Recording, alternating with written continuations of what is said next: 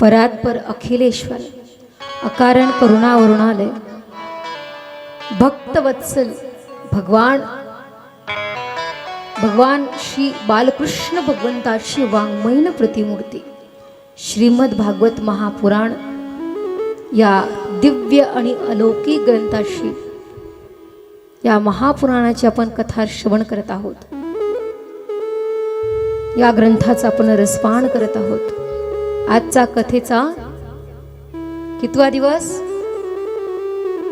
दुसरा दिवस। आजच्या दुसऱ्या दिवसाच्या कथेच्या सत्रामध्ये प्रवेश करत असताना मी आवर्जून सांगेन, माऊलींनो, कालचा दिवस हा पहिला दिवस आणि पहिल्या दिवशी श्रीमद भागवत महापुराणाचं आपण महात्म्य श्रवण केलं। पण ते कसं? तुफान एक्सप्रेसने। कळालं तुम्हाला? तुफान म्हणजे काय? वादळ। वादळ कसं असतं? एकदम वेगात येतं, नाही का? त्या वादळी वेगाने आपण काल श्रीमद भागवत महात्म्य श्रवण केलं आणि आज श्रीमद भागवताच्या प्रथम स्कंदामध्ये आपण प्रवेश करत आहोत। बोलिए श्रीमद भागवत महापुराण की जय। श्री बाके बिहारी लाल की जय। श्री राधा रानी सरकार की। श्री सुखदेव जी महाराज की। श्री व्यास जी महाराज की। सत्य सनातन हिंदू धर्म की जय। जय श्री राधे, जय जय श्री राधे, जय जय श्री राधे। जय गोमाता, जय गोपाल। आणि तुम्हाला आवर्जून सांगते, असं अख्ख्या गावाचं, तालुक्याचं, जिल्ह्याचं सगळ्याचं संकट, सगळ्याचं दुःख आपल्याच डोक्यावर येऊन बसले, नाही का? असं तोंड करून बसायचं नाही। चेहरा कसा पाहिजे? कसा पाहिजे? प्रसन्न पाहिजे। नाहीतर असं वाटेल की मी कथेला नाही, कुठेतरी 13व्याला किंवा 10व्याला आली आहे। हां, असे चेहरे करायचे नाही। तुमच्याकडं पाहिलं, इथे असा एकही माणूस नाही की ज्यांचा मला चेहरा दिसत नाही। सगळ्यांचे चेहरे मला दिसतात। चेहरा कसा असला पाहिजे? प्रसन्न। कारण की माणसाचा चेहरा हा कॅमेरा आहे आणि त्या चेहऱ्याला बघून कळतं की याच्या डोक्यात काय चाललंय। त्यामुळे आपण कथेमध्ये कशासाठी येतोय? कशासाठी येतोय? कथेमध्ये आपण भाव विभोर होण्यासाठी येतोय। आपला संसार तर रोजचाच आहे बघा। वर्षातून एकदा आपल्या गावामध्ये काय होतो? सप्ताह होतो, भागवत कथा होते, रामकथा होते। का होते? आपल्या मोबाईलची बॅटरी डिस्चार्ज झाली किंवा बॅटरी संपली, आपण काय करतो त्याला? महिला मंडळ बोला, मला तुमच्याकडून उत्तर पाहिजेत। काय करतो? मावशी तुम्ही बोलत नाही का? चार्जिंग करतो ना? बोलता येतं ना सगळ्यांना? बरं, कुणाला बोलता येत नाही त्यांनी हात वर करा बरं। माझा आवाज तुमच्यापर्यंत येतोय आणि फार मोठ्याने येतोय, तो आलाही पाहिजे, नाहीतर मुख्य बातम्या होऊन जातील, नाही का? या माईक मध्ये एवढी पॉवर आहे की माझा आवाज तुमच्यापर्यंत पोहोचतोय, पण या माईक पेक्षा जास्त पॉवर तुमच्यामध्ये आहे। याच्यातली एखादी जर नवऱ्याशी भांडायला उठली तर मग कसं होईल? महाराजांच्या माईकचा सुद्धा आवाज फिक्का पडेल, हो की नाही?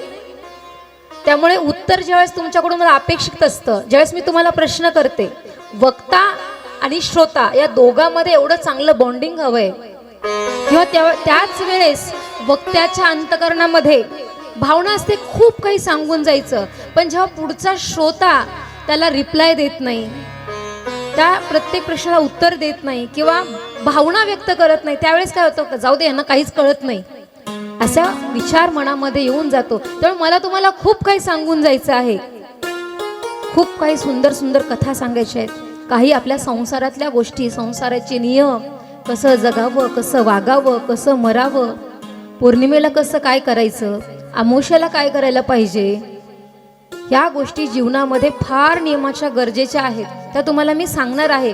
पण तुम्ही मला प्रतिसाद दिला तर मी तुम्हाला सांगणार आहे. आणि ज्यावेळेस मी म्हणेल ना जय गोमाता किंवा जय गोपाल, ज्यावेळेस मी म्हणेल जय गोमाता आणि तुमच्याकडून मला रिप्लाय येणार आहे जय गोपाल म्हणून, बोला जय गोमाता, जय गोमाता. हा मला तुमच्याकडून प्रतिसाद हवाय, कारण की तुमचा मिळालेला प्रतिसाद माझ्यामधली ताकद वाढवतोय. आणि मी तुम्हाला विचारलं की मोबाईलची बॅटरी डिस्चार्ज झाल्यानंतर, बॅटरी संपल्यानंतर आपण काय करतो? चार्जिंग करतो. आता कशा बोललं बरं? असं छान बोलत जा, सगळ्यांना गोड बोलतात, तुमचा आवाज पण गोड आहे बरं का, माझ्यापेक्षा पण तुम्ही छान बोलता. आपण बॅटरी चार्जिंग या करता करतो की मोबाईलची बॅटरी संपलेली आहे, तो पुढे चालणार नाही, आणि जर चार्जिंग केली नाही तर तो काय होईल? बंद पडेल. तसं आपण सर्वजण मोबाईल आहोत आणि आपल्याला चार्जिंग करण्याकरता वर्षातून हा जो आपण भागवत कथा करतो, ज्ञानेश्वरी पारायण सप्ताह करतो, हरिनाम सप्ताह करतो ना, ती म्हणजे तुमच्या माझ्याकरिता असणारी चार्जिंग आहे. यामुळे आमचं वर्ष आनंददायी जातं, आमच्या जीवनामध्ये संकट येत नाहीत, आमच्या गावामध्ये रोगराई येत नाही, आमच्या गावामध्ये कोरोना येणार नाही, आमच्या गावामध्ये कुठले आजार येणार नाही. याकरता काय केलं पाहिजे? काय केलं पाहिजे? भगवत स्मरण केलं पाहिजे, चिंतन केलं पाहिजे. आणि हे जीवनामध्ये कसं वाढेल, भगवंताचं स्मरण कसं होईल, चिंतन कसं होईल, हे आपल्याला भागवत ग्रंथ शिकवतात. माऊल्यांनो, या श्रीमद भागवत महापुराणाच्या प्रथम स्कंदामध्ये प्रवेश करत असताना मी आपल्याला सांगेन की या ग्रंथाच्या पहिल्या श्लोकामध्ये महर्षी व्यासांनी ह्या श्रीमद भागवत महापुराणाच्या ग्रंथाची निर्मिती केली. ती आपण पुढे पाहणार आहोत. पण ग्रंथ निर्मिती केल्यानंतर ह्या प्रथम श्लोकामध्ये त्यांनी वंदन केलेलं आहे. कुणाला? देवाला वंदन केलेलं आहे. कुठल्या देवाला? रामाला, हनुमंताला? अगदी नाही. कुठल्या देवाला केले? तर सत्य असणाऱ्या भगवंताला वंदन केलेलं आहे. पहिला श्लोक म्हणतो, जन्माद्यस्य यतोऽन्वयादितरत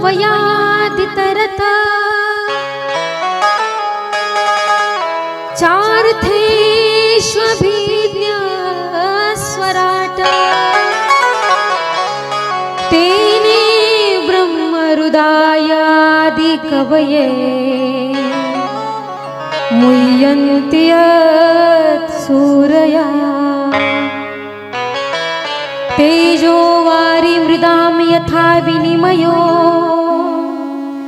यत्र त्रिसर्गो मृषा धाम्ना स्वेन सदा निरस्तकुहकं सत्यं परं धीमहि सत्यं परं धीमहि. सत्याची वंदना केली. जीवनामध्ये सत्य किती महत्वाचं आहे. खरं तर ज्यावेळेस तुलसी बाबांनी, संत तुलसीदासांनी तुलसी रामायणाची निर्मिती केली, त्यांनी देवांना वंदन केलंच, ग्रामदेवाला वंदन केलं, सगळ्या देवांना वंदन केलं. पण ते वंदन करत असताना त्यांनी भूताकेताला सुद्धा वंदन केलं. चराचरामध्ये व्यापक असणाऱ्या परमात्म्याला आणि अगदी भूताकेतांना वंदन करून ग्रंथाचा आरंभ केला. पण या श्रीमद भागवतामध्ये मात्र व्यास महर्षींनी फक्त आणि फक्त सत्यवान असणाऱ्या, त्या सत्य असणाऱ्या भगवंताला वंदन केलं. आणि पुढे ते वंदन करत असताना म्हणतात की ज्याच्या सत्तेने ही सृष्टी चालते, हे शरीर कुणाच्या सत्तेने चालतं? भगवंताच्या सत्तेने. भगवंताच्या सत्तेशिवाय या जगात कुणाचीच सत्ता चालत नाही. तुझ्या सत्तेने वेदासी बोलणे, तुझ्या सत्तेने वेदासी बोलणे, तुझी सत्तेने वेदासी बोलणे तुझी सत्तेने वेदासी बोलणे सत्तेने वेदासी बोलणे तुझी सत्तेने वेदासी बोलणे तुझी सत्तेने वेदासी बोलणे तुझी सत्तेने वेदासी बोलणे सूर्यासी चालणे तुझ्या बळे सूर्यासी चालणे तुझ्या बळे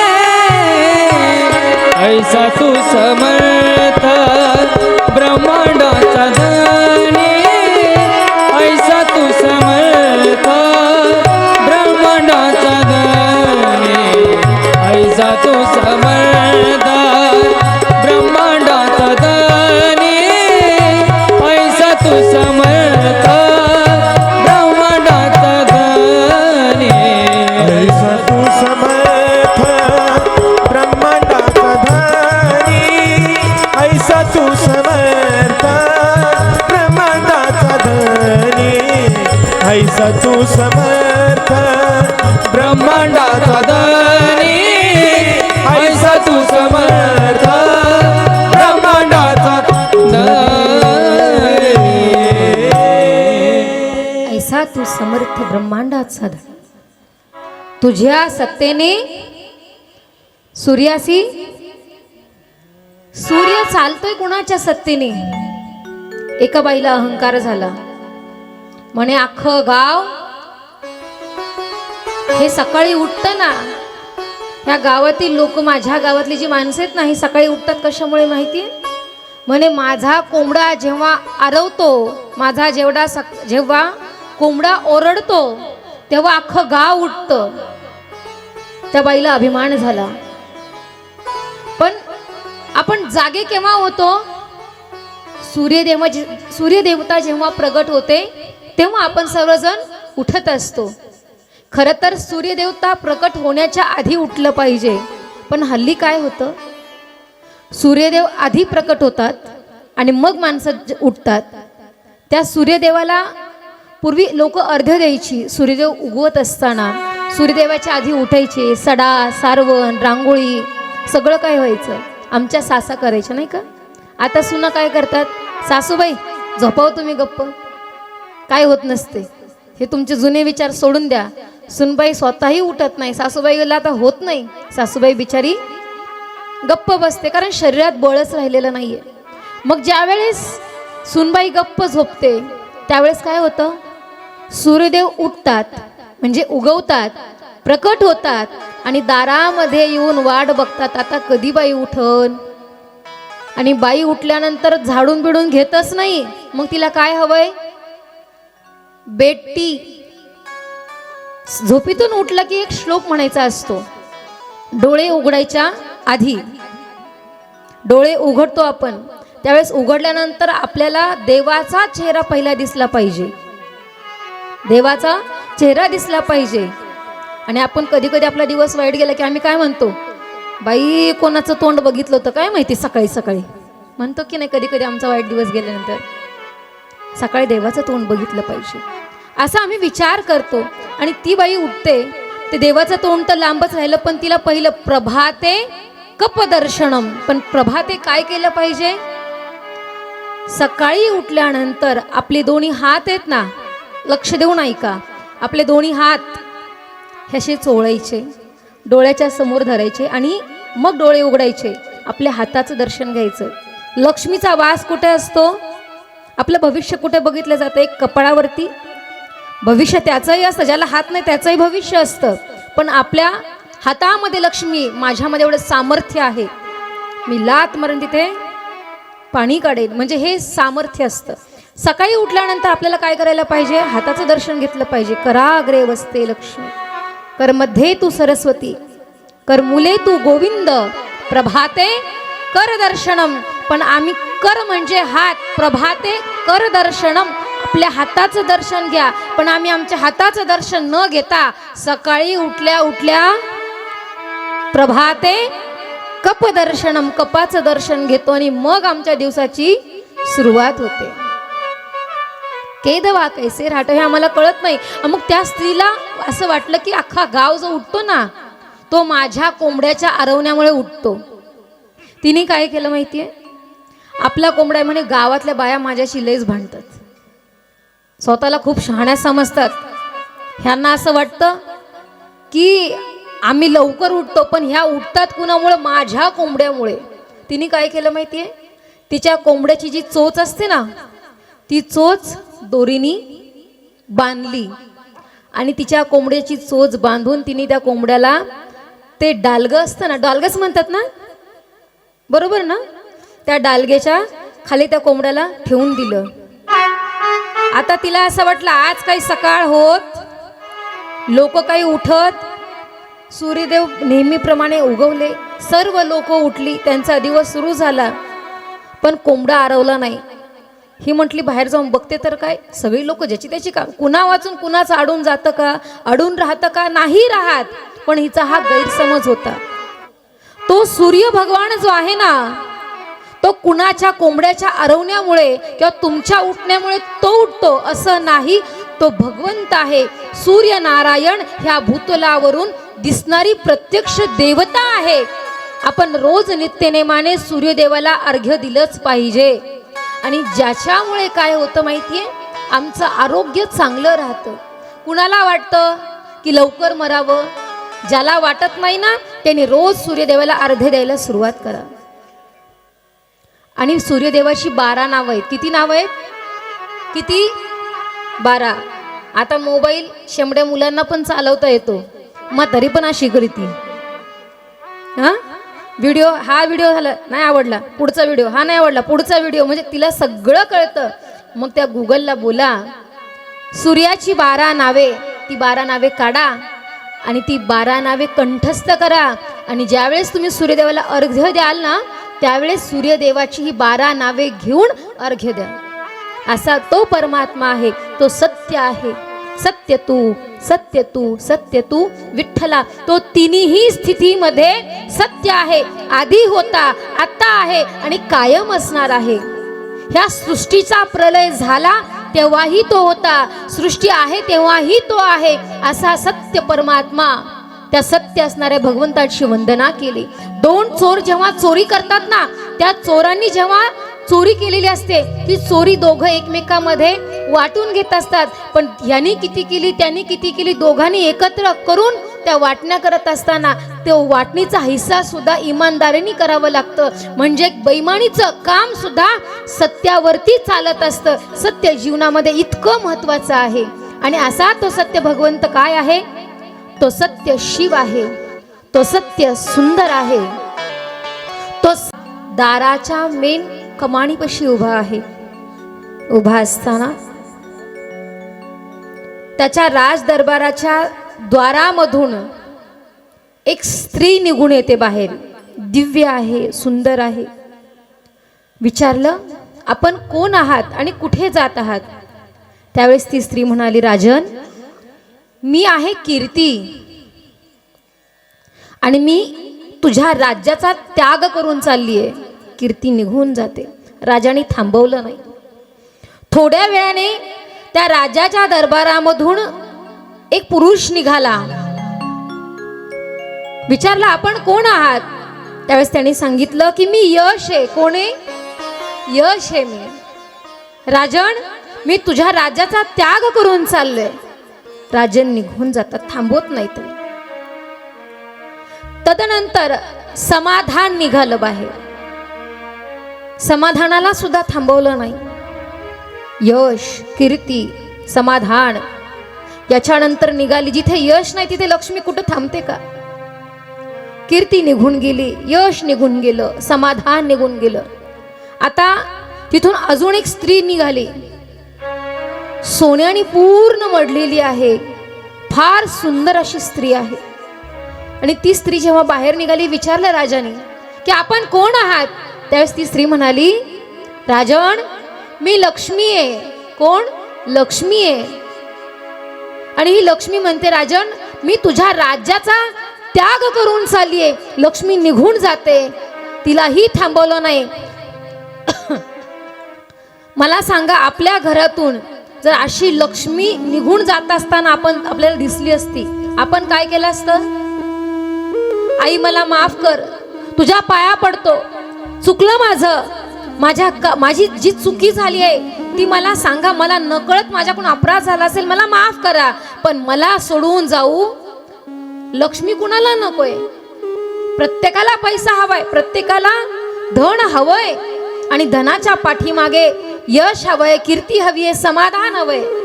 आपण लक्ष्मीला थांबवलं असतं, पण राजन प्रलोभीन होते, लोभी वृत्ती नव्हती राजाची. राजाने लक्ष्मीला सुद्धा थांबवलं नाही. लक्ष्मी निघून गेली आणि त्यानंतर एक दिव्य पुरुष निघाला. सत्य म्हणा, तो पुरुष अन्य कोणी नसून प्रत्यक्षात सत्यदेव होते. सत्य बाहेर निघालं. राजाने विचारलं, आपण कोण आहात? राजांना सांगितलं की मी सत्य आहे. कोण आहे? सत्य आहे. आणि मग राजांना सांगितलं की मीही तुझ्या राज्याचा त्याग करून जातोय. आणि जसं राजाला सांगितलं, राजानी सत्यदेवाच्या त्या सत्याच्या पाया पडल्या आणि सांगितलं, हे बघा राजा महाराज, हे भगवंता, माझं काही चुकलं असेल तर मला माफ करा. मला यश नको, मला कीर्ती नको, मला समाधान नको, मला लक्ष्मी नको, पण माझ्या जीवनामध्ये सत्य मला हवंय. कारण की सत्य आहे तर ही दुनिया आहे, सत्य आहे तर सर्व आहे, आणि मी सगळ्याची साथ सोडायला तयार आहे. धनाची, यशाची, लक्ष्मीची, सगळं गेलं तरी चालेल, पण माझ्या जीवनामध्ये कायम सत्य असलं पाहिजे. म्हणून मला तुम्हाला जाऊ द्यायचं नाहीये, आणि हे सत्य आजन्म मी पाळेन आणि सत्य बोलेल. माझ्या मुखातून कधी असत्य निघणार नाही, सत्य बोलणार मी. त्यांची माफी मागितली, त्यांना थांबवलं, आणि सत्य भगवंत जसे तिथे थांबले, जसे महालामध्ये परतले, तशी गेलेली लक्ष्मी वापस आली, गेलेलं समाधान वापस आलं, गेलेली कीर्ती वापस आली, गेलेलं यश घरामध्ये परत वापस आलं.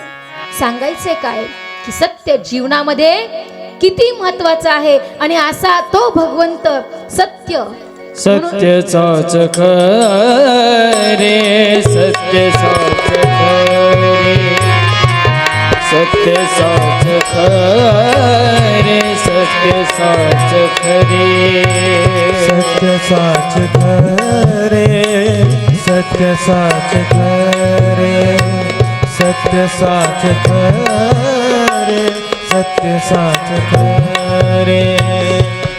नाम विठोबाचे बरे, नाम विठोबाचे बरे, येणे तुटती बंधने, येणे तुटती बंधने, येणे तुटती बंधने. नाम विठोबाचे बरे,